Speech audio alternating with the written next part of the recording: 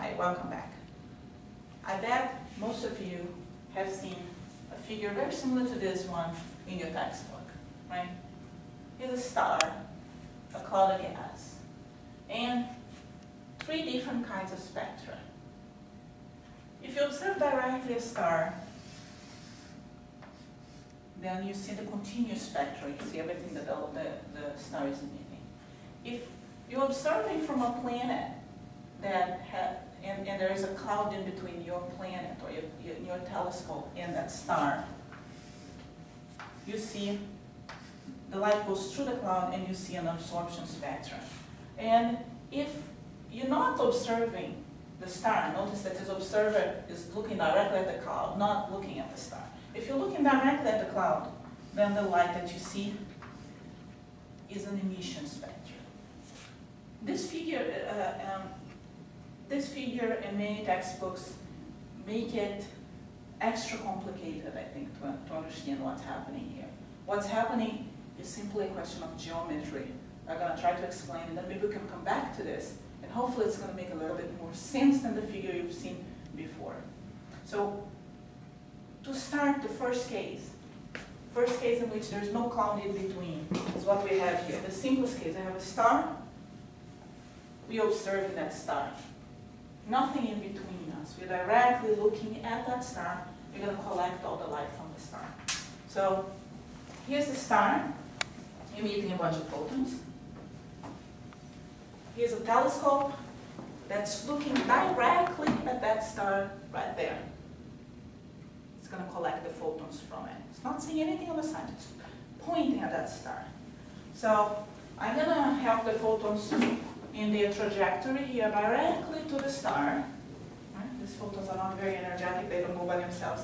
And I'm going to pour them in my telescope. So the telescope gets all those photons that came all the way from the star. This is my observation. And then we can see what kind of photons are here. So we have some orange.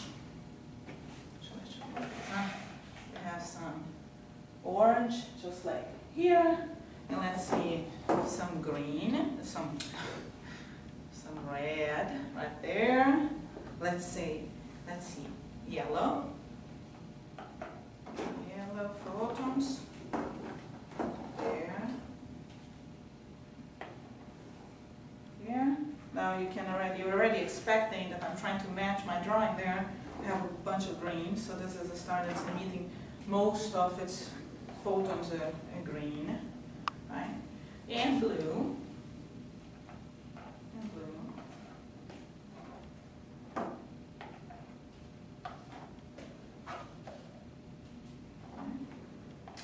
And some ultraviolet ones. And yes, you are correct that there are photons at higher energy, there are photons at lower energy, but we are here just observing in the optical. So this is what we see, and this is the peak of observation. No, that's not matching too well, huh? Oh, like that. That looks way better. So this looks similar to what I drew there. So in this case, direct observation from the star. Now, what differs in the other, let me put the photons back here. I'm going to bring those photons back to my star and do this exercise, adding one more component. I'm going to add cloud. Okay? Because what makes the spectrum look different is the presence of this cloud here. Right? So indirectly we already saw. So let me return the photons to the star. Let's recycle those photons. Return them to the star. Here, green. And now, let's imagine a telescope that has a cloud obfuscating the view from that star. And we have another telescope here that is not even looking at that star at all. It's not looking at it. See, it would have to be doing this to be looking at it. It's not. It's just looking right in this direction, which is where the cloud, me, is going to be. That one is observing the cloud. This one is trying to observe the cloud, the star. The cloud is right here in between. All right. So I'm the cloud. I'm gonna receive all the photons from the star. So I get all the photons from the stars. And I get the yellow, and I don't get very excited about yellow, so I just let it through. So yellow goes through, continues in its path, blue continues in its path, orange continues in its path, purple, then I get the red, green. And green excites me. Green is a photon of energy that I can do something with it. So I hold on to it for a little bit. I can get my electrons excited, and then I will send them away in random direction. So absorb this green photon, and then I'll re-emit it in random directions. Okay. So I may re-emit this photon back to the direction of the star. I may re-emit this photon right there to your direction. And there is a chance also that I'm going to end up re-emitting this photon to this cloud, to this telescope right here that's looking directly at the cloud. In any way. And then I get another yellow, and this one I just get through. Just goes through, I don't care about that. I don't care about orange, I don't care about blue. Get another green. I absorb it, I re-emit it, let's say in some other direction. I get the red goes through, I can't get anything done with it. Purple goes through, there's nothing I do with it. Another green, I get excited about the green, and I re-emit it, and I'll re-emit it again there in that direction, just to let accumulate some more photons, right? We'll do that many times. And the yellow goes through because I don't do anything with it. The red, all of those go right through. And the green, again, every time I get the green, I absorb it and I re-emit it in a random direction. I may even re-emit one there. It's random. Okay? The blue, straight through. I have nothing to do with you, blue.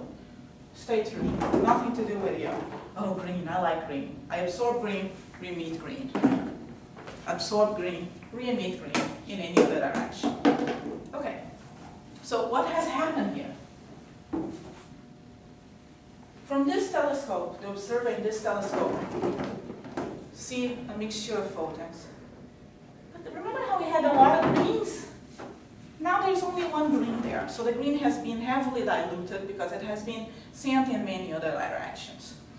So the observer that sees it through the cloud, which is this observer right here, right, misses a lot of the green. And then we see an absorption feature, meaning some of the light is missing in that green. Where did the light go? The light was re-emitted in many directions, and some of it was collected by this other telescope here that was directly observing my emission cloud. So, directly observing the cloud and not the star. So this telescope saw only green, right? Emission of only green. So there's nothing really physically different going on here. It's a pure question of geometry. Direct observation, you get a continuous spectrum because you see all the light. A cloud will absorb certain photons of certain energy. And which ones they will absorb? Well, depends on the chemical composition of the cloud, depends on the temperature of the cloud. But some photons they will find useful. They will be able to get excited and re-emit with them. Those they will absorb, those the cloud will absorb. So therefore they will be missing from the spectra of that star. Eventually they will be re-emitted. And then any other direction that looks directly at the cloud sees emission.